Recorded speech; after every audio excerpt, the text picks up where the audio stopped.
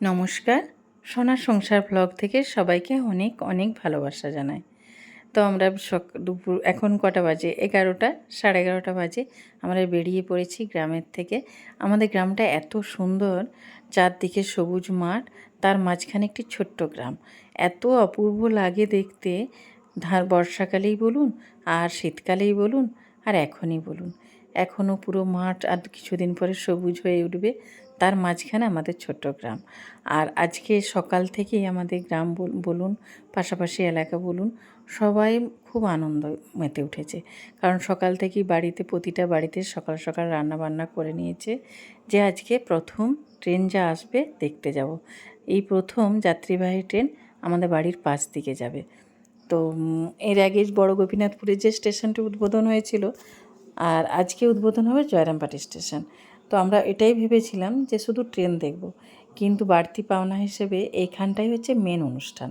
কারণ ট্রেনটি যে অফিসাররা এসেছেন সিআরএস ভিজিট, তো ওনারা এখানে এসে এখানেই দাঁড়িয়েছেন ট্রেনে করে। আর এই যে সমস্ত গাড়ি এখানেই দাঁড়িয়ে আছে, পুলিশ অফিসার বলুন বা রেল অফিসার বলুন, সবাই এখান থেকেই এখানে নেমে এখান থেকে ওই যে ঠেলা গাড়িগুলো রয়েছে তাতে করে জয়রামবাটি যাবে। এই যে ব্রিজের উপরে যে দাঁড়িয়ে রয়েছে, কাছ থেকে আমি দেখাতে পারছি না, আপনারা বুঝতে পারছেন কি না জানি না, এত উপরে দেখানো সম্ভব নয়। আর বিশেষ করে দুপুরবেলা প্রচণ্ড রোদ, যদি কাছের থেকে তোলা যেত তাহলে ভালো লাগতো, কিন্তু ট্রেন লাইনের উপরে তো উঠতে দেবে না আজকে।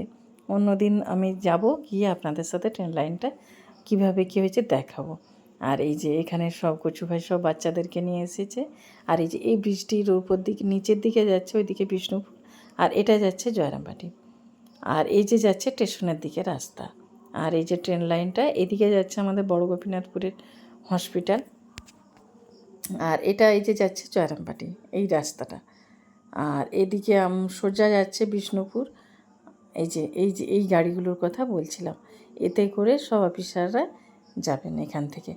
আর প্রতিটা ব্রিজ, প্রায় 4-5টা ব্রিজ রয়েছে জয়রামবাটি যেতে, সেই প্রতিটা ব্রিজকে চেক করবেন ওনারা।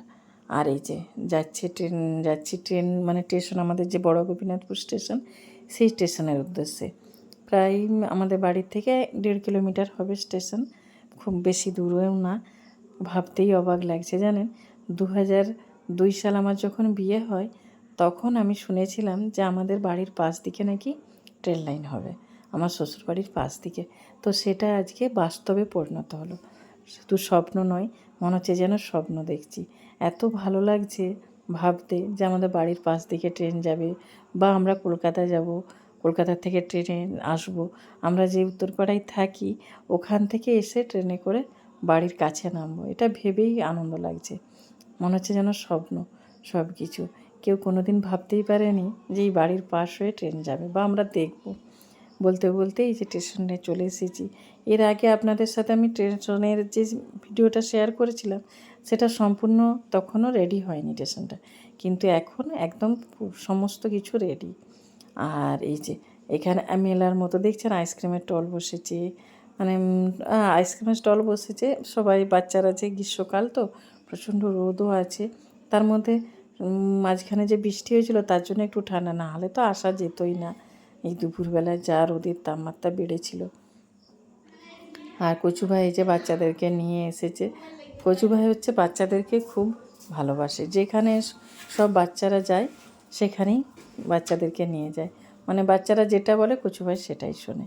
আর এই যে এসেছি এখানে, এই যে ট্রেনটি এসেছে, এটি পুরোটাই এসি, এতে করেই সমস্ত অফিসাররা এসেছেন। এখানে ট্রেনটি দাঁড়িয়ে আছে, আগে ওই ঠেলা গাড়িতে করে সমস্ত অফিসাররা যাবেন, গিয়ে চেক করবেন, তারপরে এই ট্রেনটি যাবে জয়রামবাটি। তো জয়রামবাটি স্টেশনটা খুব সুন্দর করে সাজিয়েছে জানেন, কিন্তু আমি ভেবেছিলাম হয়তো বিকালে হবে এটা, কারণ বড় গোপীনাথপুরের স্টেশন যে উদ্বোধন হয়েছিল সেটা বিকালে হয়েছিল। তো সেই ভেবেই আমরা ভেবেছিলাম বিকালে, এই জন্য সেরকম মানুষের ভিড় হয়নি। আর এখানে কেউ বলতে পারেনি যে কটার সময় ঠিক হবে। আমার মনে হচ্ছে সবাই যেটা আশা করছি যে ওনারা ওটা গোপন করতে চেয়েছেন, কারণ বড় গোপীনাথপুরে যে স্টেশনটা উদ্বোধন হয়েছিল প্রায় 2,500-3,000 লোকের সমাবেশ হয়েছিল, তাতে করেই প্রচুর একটা ঝামেলার সৃষ্টি, বা সেভাবে যেভাবে ওনারা কাজ করবেন সেভাবে সেই কাজটা সম্পূর্ণ করতে পারেননি, সেই জন্য এটা গোপন রাখা হয়েছে।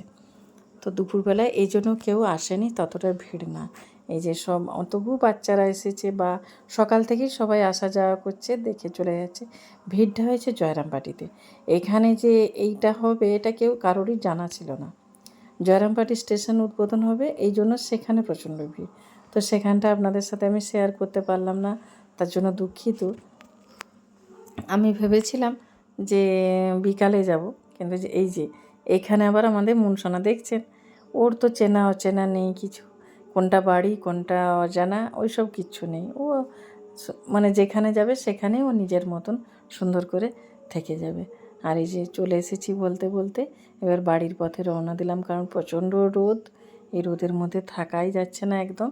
বাচ্চাদেরকে নিয়ে কচু ভাইয়ে চলে যাচ্ছে। এই যে এই গাড়িগুলি দাঁড়িয়ে রয়েছে, এগুলি যাবে জয়রামবাটি, এতে করেই যাবে অফিসাররা। তো এই যে এরা এবার আস্তে আস্তে রওনা দিতে শুরু করেছে। এই যে গড়াতে পিছন দিক থেকে ঠেলতেও হচ্ছে, এই যে চলছে জানেন। কাছ থেকে দেখালে খুব ভালো লাগতো, ক্যামেরাতে এত ভালো আসেন, বিশেষ করে রোদ না দুপুরবেলা।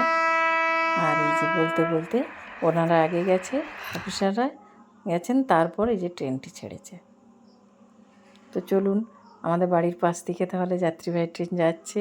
এবার শুরু হলো ট্রেন আসা যাওয়ার, চলতেই থাকবে।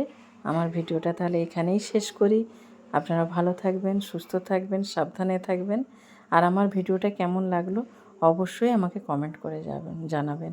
আর প্লিজ প্লিজ আমাদের সাথে থাকবেন, পাশে থাকবেন, আর আমাদেরকে অনেক অনেক ভালোবাসা দেবেন।